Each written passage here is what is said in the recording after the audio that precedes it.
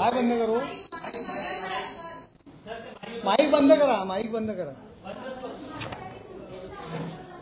आता जरा सगळ्यांनी आपापले मोबाईल म्हणजे सायलेंट करून ठेवा.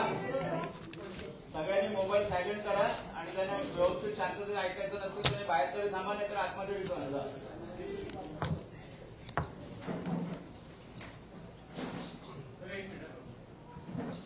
रोल झाला की सांगा. दोस्त ना आले सगळे रेडी? रोल रोल कोण दरवाजा बंद करून द्या. आत बाहेर करू नका. लॉक करून ठेवा कोणाला घेऊन. आणि तुम्ही बाहेरच थांबा त्यांना सांगायला. नाही तुम्ही बाहेरच थांबा त्यांना सांगायला.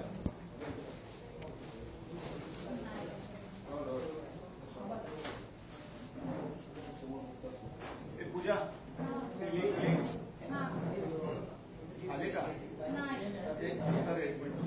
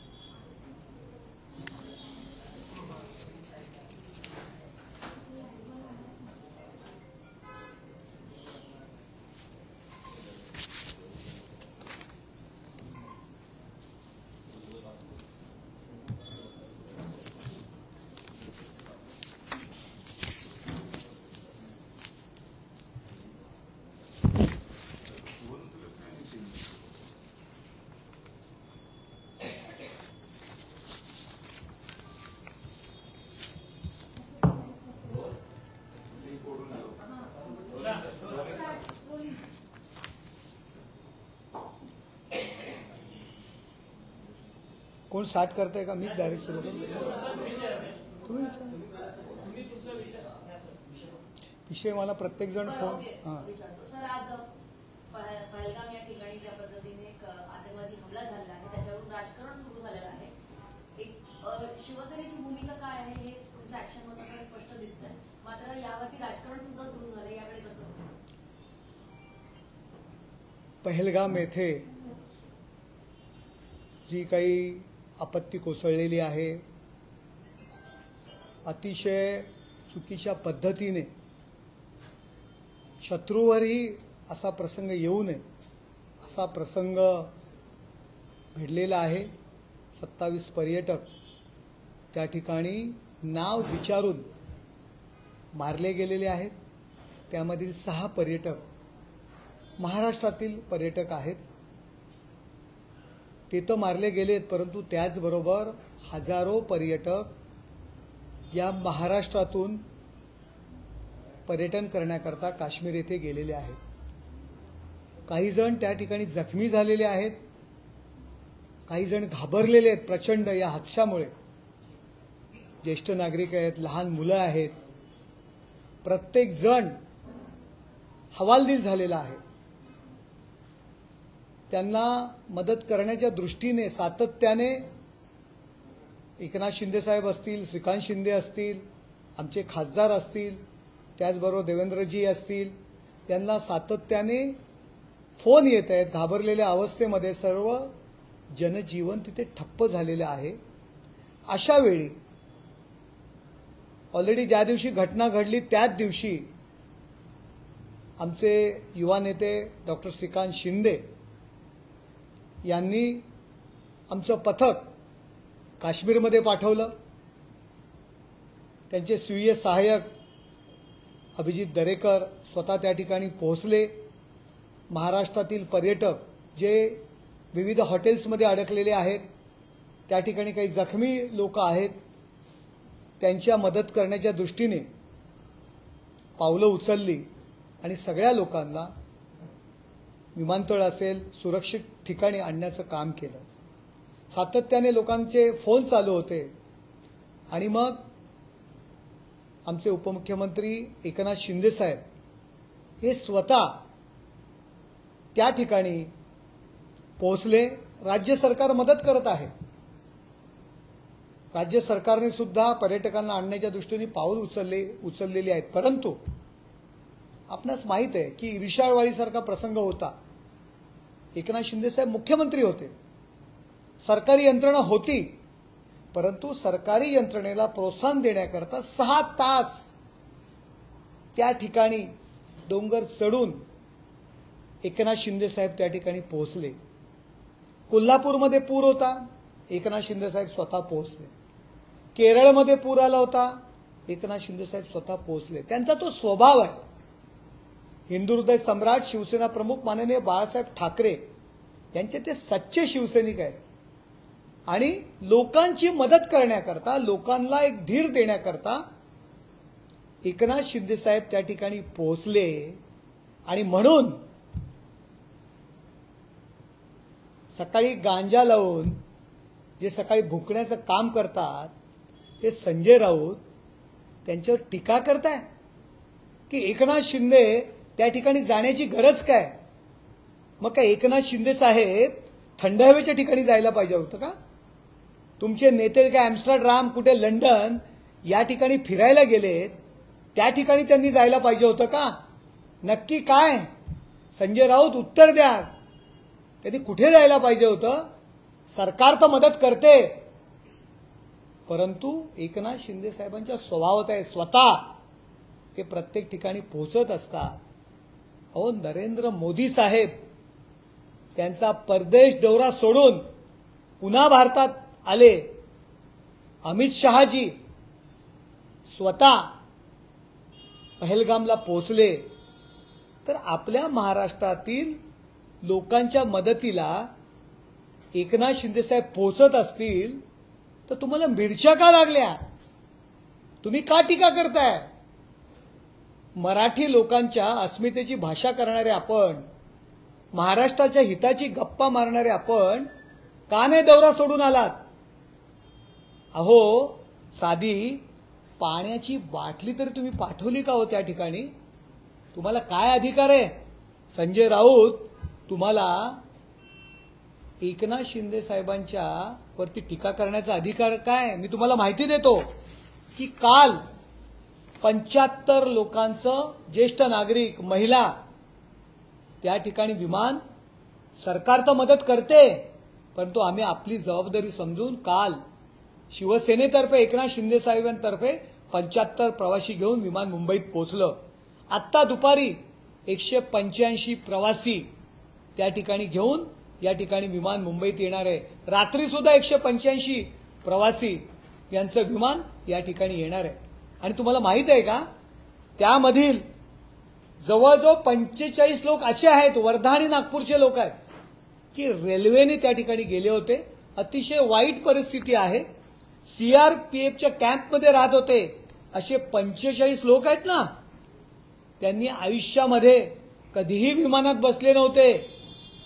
त्या लोकांना विमानाने आणण्याची व्यवस्था एकनाथ शिंदे साहेबांनी केलेली आहे. तुम्हाला मिरच्या झोंबतात. काश्मीरमध्ये दहशतवादी हल्ला झाल्यानंतर इतर म्हणेल पाकिस्तान आणि ISI चा अजेंडा, ते नेरेटिव्ह चालवण्याचं काम काल संजय राऊत यांनी केलं. देशातील लोकांवर हल्ला होतो, महाराष्ट्रातील पर्यटक त्या ठिकाणी मृत्युमुखी पडतायत, अनेक जण जखमी आहेत. आणि काल संजय राऊतांची भाषा काय होती. हिंदू मुस्लिम अशा पद्धतीचं देशात वातावरण आहे म्हणून अशा प्रकारची कृत्य होत आहेत. अमित शहा यांनी राजीनामा द्यावा, नरेंद्र मोदी यांनी राजीनामा द्यावा, सरकार कुचकामी आहे. अहो देशातील हा देशावरचा हल्ला आहे. सर्वांनी मिळून आपण देशातील पंतप्रधान असतील सरकारला मदत करायला पाहिजे. तर आपण ISI ची भाषा बोलताय, पाकिस्तानची भाषा बोलताय. कशासाठी आपण अशा पद्धतीने वागताय. आणि आज संजय राऊत यांनी कोलांटी उडी मारली. आपण आज पाहिलं असेल, आज पाठिंबाची भाषा करताय. याचं कारण काय माहितीये का. कालचं त्यांची जी भूमिका होती ना, त्यावेळी देशातल्या लोकांनी ठरवलं आता या संजयला चपलाने हाणायचं. लोक त्याला चपलाने हाणणार होते म्हणून आज ते दिल्लीला पळाले. आणि ही सर्व खबर त्यांचा जो नेता थंड हवेमध्ये सुट्टीची जे मजा घेतात ना, त्यांच्यापर्यंत ती खबर कळली. त्यानंतर आज त्यांना कोलांटी उडी मारायला लागली. मी तर म्हणतो त्या संजय राऊत यांचे पाकिस्तान आणि ISIची भाषा जे बोलतायत त्यांचीच चौकशी व्हायला पाहिजे की नक्की काय. आजही ते म्हणतायत, आजही ते आज भारतीय जनता पार्टी या देशामध्ये धार्मिक वातावरण बिघडवत आहे अशा पद्धतीची भाषा आजही त्यांनी केलेली आहे. म्हणजे ISIचीच भाषा बोलतायत ना की हे जे काही घडतंय याला धार्मिक वातावरण, त्याला जबाबदार आहे अशा पद्धतीची भाषा, ISIची भाषा, पाकिस्तानची भाषा जो संजय राऊत करतोय. भले ते गांजा मारून करत असतील परंतु त्यांची चौकशी व्हायला पाहिजे हा आमचा आरोप आहे, आमची ही मागणी आहे. आणि एकनाथ शिंदे साहेब तर सच्चे शिवसैनिक आहेत हो, त्यामुळे त्यांच्यातला शिवसैनिक हा जागा होतो. आज त्यांनी जी सर्वपक्षीय बैठक आहे, एकीकडे म्हणतात की सर्वपक्षीय बैठक आहे आणि आमचा देशाचे जे काही सरकार निर्णय घेईल त्यांना पाठिंबा आहे अशा पद्धतीची भाषा बोलतात आणि त्यांचा एकही खासदार, सर्वपक्षीय जे लीडर्स आहेत त्यांच्या बैठकीला हजर राहत नाही. आमच्याकडून डॉक्टर श्रीकांत शिंदे त्या बैठकीला उपस्थित राहण्यासाठी गेलेले आहेत. अरविंद सावंत म्हणतात की कुठल्या तरी स्टँडिंग कमिटीच्या बैठकीला आहेत, त्या मीटिंगला आहेत म्हणून मी येणार नाही. आणि संजय राऊत हे सुद्धा रिमोट ठिकाणी आहेत म्हणून ते येणार नाहीत असं पत्र त्यांनी किरण रिजिजू जे आहेत, जे संसदीय कामकाज मंत्री, त्यांना दिलेल्या या पत्राची कॉपी माझ्याकडे आहे. सपशेल खोटं बोलण्याचं काम आज अरविंद सावंत यांनी केलेलं आहे. आज आपण सकाळी पाहिलं असेल संजय राऊत यांनी दिल्लीमध्ये जाऊन प्रेस कॉन्फरन्स घेतलेली आहे. सकाळी जे भुंकतो त्याप्रमाणे ते भुंकलेले आहेत. पण अरविंद सावंत सपशेल काय खोटं बोललेले आहेत हे तुम्हाला समोर पुरावा देतो. अरविंद सावंत म्हणतात, today while the floor leaders have been invited to the all party meeting by the government, both Sri Sanjay Raut and I are official parliamentary standing committee delegation in different parts of the country. आता संजय राऊत काल मुंबईत होते, आज दिल्लीत त्यांच्या घरी होते, पण ते काय म्हणतात की बोथ स्टँडिंग कमिटीच्या मीटिंगला आहेत. While the locations are so remote that we cannot reach the New Delhi in time and only the floor leaders allowed to attend, we would appreciate any opportunity to join the discussion and briefing. We would be highly obliged if the government can let us join over a secure video conference line. आता तुम्ही बघा की remote एरियामध्ये अरविंद सावंत आहेत आणि संजय राऊत आहेत. काल मुंबईत होते, आज दिल्लीमधली प्रेस कॉन्फरन्स तुम्ही सगळ्यांनी लाईव्ह केलेली आहे. म्हणजे यांना जे काही आपल्या देशात जो दहशतवाद माजलेला आहे, आपल्या लोकांवरती जो काही हल्ला झालेला आहे, मृत्युमुखी, आणि महाराष्ट्रातली लोक आहेत, त्यासाठी सरकारने बैठक बोलवले, परंतु त्या बैठकीला उपस्थित राहणं महत्वाचं वाटत नाही, स्वतःची भूमिका मांडणं वाटत नाही, त्याकरता खोटं बोलताय. अरे अरविंद सावंत स्टँडिंग कमिटीच्या मीटिंगला असतील, ती मीटिंग सोडून त्यांनी त्या मीटिंगला हजर राहायला पाहिजे. नरेंद्र मोदी साहेब साऊथ आफ्रिकेचा दौरा सोडून त्या ठिकाणी हजर झाले. तुमचे नेते सोडा, ते रूममध्येच बसतात, ते थंड हवेच्या ठिकाणी आहेत. परंतु संजय राऊत राज्यसभेमधले तुमचे लीडर्स आहेत, ते दिल्लीमध्ये आहेत, काल मुंबईत होते, आणि तुम्ही खोटं सांगताय, खोटं पत्र लिहिताय की रिमोट ठिकाणी आहेत, ते पोचू शकत नाही. यावरून या दहशतवादी कृत्य जी वाढतायत, या देशात वाढतायत, त्याबद्दल तुम्हाला काही देणं घेणं नाहीये. तुम्ही थंड हवेमध्ये मजा घेण्यामध्ये मशगूल आहात, हे सिद्ध होतं. राष्ट्रीय सुरक्षेच्या मुद्द्यावरती तुम्हाला बैठकीसाठी वेळ नाहीये. त्यावरून या देशातील, या देशाबद्दल तुमची किती आत्मीयता आहे हे दिसून येत आहे. पण मस्के साहेब, असा एक प्रश्न निर्माण होतो की सरकारतर्फे गिरीश महाजन गेलेले आहे आणि ते गेले असताना सर्व यंत्रणा कामाला लागली असताना, तिकडून पर्यटन सुखरूप येत असताना, तरी सुद्धा एकनाथ शिंदे साहेबांना का जाणवत आहे? म्हणजे सरकारमध्ये कुठेतरी ताळमेळ नाही आहे आणि श्रेयवादाची लढाई आहे का, कुरबुडीचा प्रश्न आहे का, अशा प्रश्न निर्माण होतात. नेमकं तथ्य काय आहे? हे संजय राऊतांचे प्रश्न आहेत. संजय राऊतांचे प्रश्न तुम्ही सांगा की एका वेळी एक विमान जात आहे, सरकार मदत करते, सरकारी यंत्रणा मदत करते, पण त्याच वेळी आणखी जर त्या लोकांना मदत होणार असेल तर प्रॉब्लेम काय आहे? 40-50 लोकांचा विषय नाहीये तो. हजारो लोक त्या ठिकाणी अडकलेले आहेत. सरकार 50-100 लोक घेऊन आले, जर आणखी विमानाची अरेंजमेंट केली, त्याच वेळी आणखी 100 लोक आले. त्या ठिकाणी ज्येष्ठ नागरिक आहेत, लहान मुलं आहेत. तुम्ही त्या ठिकाणची परिस्थिती बघा, आपण सगळे व्हिज्युअल्स बघा, तुम्ही व्हिडिओ बघा, लोकांमध्ये भावना काय आहे. लोक घाबरलेले आहेत. त्यांना वेळेमध्ये आपल्या मुंबईत यायचंय, आपल्या मायदेशात. त्यांचे नातेवाईक घाबरलेले आहेत, अनेक लोक जखमी आहेत. त्यांना औषधोपचार करणं हे महत्वाचं नाही. आणि जेव्हा एखादा नेता त्या ठिकाणी एकनाथ शिंदे साहेबांसारखा जातो, त्यांना धीर मिळतो. आज त्या ठिकाणी सगळ्यांना एकत्र गोळा करणं, आज काश्मीर सारखं राज्य आहे, त्या ठिकाणी यंत्रणा राबवणं, आपापले असलेले सोर्स वापरून जास्तीत जास्त मदत करणं. अहो, इर्षाळवाडीला 6 तास डोंगर चढून एकनाथ शिंदे साहेब गेले. का? सरकारी यंत्रणा नव्हती, परंतु ते गेल्यामुळे त्या अधिकाऱ्यांमध्ये एक प्रोत्साहन मिळालं, जोर मिळाला, काम करण्याची स्फूर्ती वाढली. जर एक जबाबदार माणूस गेला तर तुम्ही त्याला कुरघोडी श्रेयवा म्हणता. अहो, 45 लोक रेल्वेने गेले होते. पहलगाम लँड क्रॅश झालं, तिकडे पहलगाम मध्ये अडकले. एका सीआरपीएफच्या गरीब लोक, खाण्याचा प्रॉब्लेम होता, सीआरपीएफच्या कॅम्पमध्ये ते लोक राहत होते. त्या लोकांना एकनाथ शिंदे साहेबांनी आता विमानतळावर आणलं आणि ती लोक पहिल्यांदा विमानात बसतायत. रेल्वेने गेलेली लोक आहेत, पहिल्यांदा विमानात बसून घाबरलेली लोक आहेत, त्यांना आज महाराष्ट्रात आणतायत. हे काम, ह्या कामाला कुरघोडी म्हणता. आणि तुम्ही बसून जे करताय, तुम्ही काल जे संजय राऊतांनी स्टेटमेंट केलं, ही कसली स्टेटमेंट आहे? ही कुरघोडी नाहीये, देशाच्या विरोधातलं काम नाहीये. देशातल्या महाराष्ट्रातील लोक मृत्युमुखी पडतायत, शेकडो लोक त्या ठिकाणी अडकलेले आहेत, आणि तुम्ही अमित शाह साहेबांनी राजीनामा द्यावा अशा पद्धतीची भाषा करताय. आणि देशामध्ये भारतीय जनता पार्टीने जे केलेलं वातावरण आहे हिंदू मुस्लिम, त्यामुळे देशातलं वातावरण बिघडलं. अहो, आज सकाळी संजय राऊत सकाळी भुंकले दिल्लीतून, पण तू आज दादरमध्ये मोर्चा निघतो. अमित शाह, त्यांचा एक आमदार त्या मोर्चामध्ये असतो, अमित शाह साहेबांनी राजीनामा द्यावा. ही काय परिस्थिती आहे? ही कुरघोडी नाहीये, हे राजकारण नाहीये. याला काय तुम्ही म्हणणार? आणि लोकांना मदत करण्याकरता जर एकनाथ शिंदे साहेब त्यांच्या स्वभावानुसार जर त्या ठिकाणी पोहोचले असतील तर त्याला कुरघोडी म्हणता. अरे, महाजन साहेब आहेत, जोडीला एकनाथ शिंदे साहेब आहेत, काम करण्यासाठी गती. आणि मी रिझल्ट दिलाय सरकारी मदतीवरती. आम्ही गप्पा नाही मारत आहोत, सरकार तर मदत करते. सरकार म्हणून सुद्धा त्या ठिकाणी एकनाथ शिंदे साहेब काम करतात.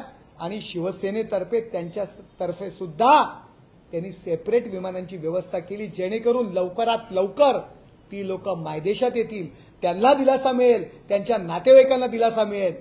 त्याला तुम्ही कुरघोडी म्हणता.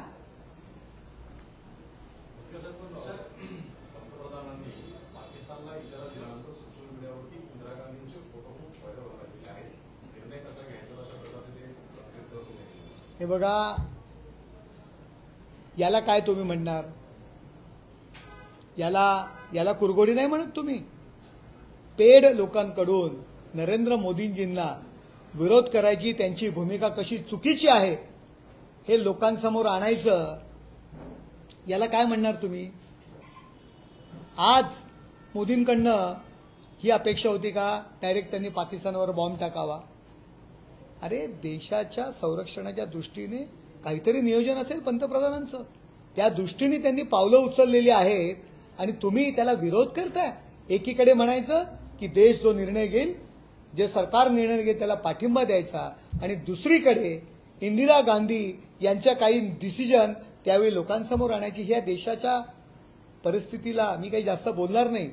हे देशामध्ये ही जी काही परिस्थितीला कारणीभूत कोण आहे? हो, कोण आहे? त्या काँग्रेसमुळे त्या देशाची बर्बादी झाली ना. कशा करता देशावरती जेव्हा संकट आलंय ना, त्यावेळी नरेंद्र मोदीजी आणि अमितभाई शाह यांच्या पाठीमागे उभं राहायला पाहिजे. म्हणून अशा पद्धतीने विरोधी राजकारण करतायत ते निषेधात्मक आहे.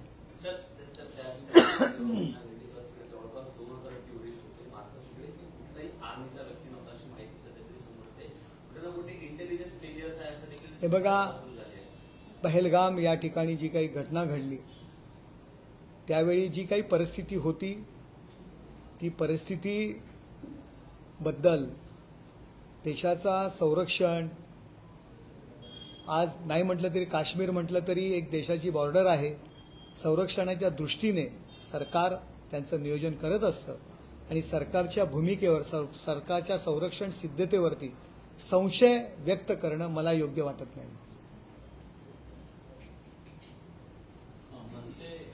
मनसेने एकंदरीतच आज प्रेस कॉन्फरन्स घेऊन काश्मीर मंत्री यांची पदाधिकारी जाणार आहे.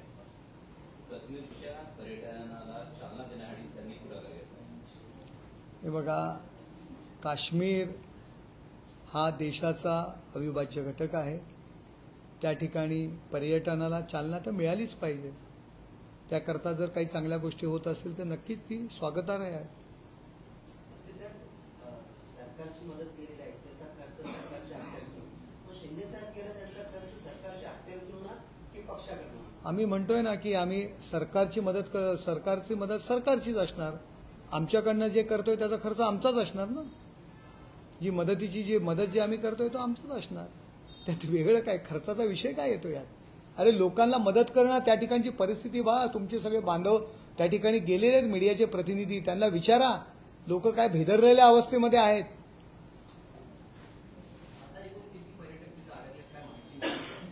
अजूनही हजारांच्या आसपास, त्याच्या जवळपास ज्यांच्याशी संपर्क झालाय, अजूनही वेगवेगळ्या हॉटेल्समध्ये, काही दुर्गम भागामध्ये, त्या ठिकाणी काश्मीरमध्ये काही ठिकाणी फोन लागत नाहीये. तर ते बरेचसे पर्यटक श्रीनगर व्हाया या ठिकाणी येत असतात. अजून विमानं त्या पद्धतीत सुरू नाही झालेली आहेत. काही रेल्वेने गेलेली आहेत, काही गाड्यांनी गेलेली आहेत. त्यांची परिस्थिती नाहीये पुन्हा विमानाने यायची. त्यामुळे त्यांचं ती माणसं शोधणं, त्यांना एकत्र आणणं, त्यांची व्यवस्था करणं ही फार मोठं काम आहे. आणि शिवसेना म्हणून जर एकनाथ शिंदेसाहेब किंवा उपमुख्यमंत्री म्हणून जर एकनाथ शिंदेसाहेब त्यात मदत करत असतील, स्वतः गेले असतील, पूर्ण यंत्रणा राबवत असतील, तर कुणाला ऑब्जेक्शन घेण्याचं कारण काय? तुम्ही करा. तुम्ही विमानतळावरती तुमच्या पक्षाचे नेते कुणाच्या स्वागतासाठी उभे राहिलेले, फुलं घेऊन, पाण्याची बाटली तरी तुम्ही पाठवली का तिकडे? मदती प्रत्येकाची परिस्थिती असते, परंतु अशा वेळी पाण्याची बाटली सुद्धा मिळत नाही. त्यामुळे ती 10 रुपयाची पाण्याची बाटली सुद्धा फार महत्वाची असते. ती मदत, त्या ठिकाणी पाणी देणं फार महत्त्वाचं, ती सुद्धा तुम्ही पाठवली नाही. परंतु काही लोकांना भेटायला तुमचे नेते विमानतळावर उपस्थित होते, तेव्हा नाही लाज वाटली? आम्ही एकनाथ शिंदे साहेबांवरती टीका केली आणि आपली लोक कशी त्या ठिकाणी जायची? कशाला मोठा गप्पा मारतायत? सर, एकूणच ठाकरे शिवसेनेची भूमिका वेगळी पाहायला मिळते का? कारण संजय राऊत यांनी युटर्न घेतलं त्यांच्या स्टेटमेंटवरून. सुषमा अंधारे स्वतः विमानतळावरती उपस्थित होत्या.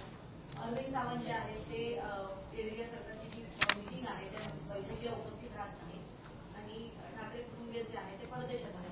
काय वाटतं तुम्हाला? हे बघा, आम्ही तुम्हाला स्पष्टपणे सांगतो, जे बोटचेपे धोरण वर्क अमेंडमेंट बिलाला अरविंद खान, मी त्यांना सावंत म्हणत नाही, अरविंद खान आणि संजय मुल्ला वर्क अमेंडमेंट बिलाला त्यांनी राज्यसभेत आणि यांनी लोकसभेत ज्या पद्धतीत विरोध केलेला आहे, त्यावरून त्यांची भूमिका स्पष्ट झालेली आहे. आजही, कालचंही त्यांचं स्टेटमेंट हेच होतं की देशामध्ये हिंदू मुस्लिम याच्यामध्ये जे धार्मिक वातावरण बिघडवण्याचा जो प्रयत्न झालेला आहे, त्यामुळे अशा घटना घडतायत. ते संजय राऊतांचं स्टेटमेंट होतं. अरविंद सावंत यांनी सुद्धा आमच्या मशिदी, आमचं वक्फ पद्धतीचे भाषणांमध्ये उल्लेख केला होता. आज अरविंद जे खान आहेत, खोटं पत्र त्या ठिकाणी देतायत.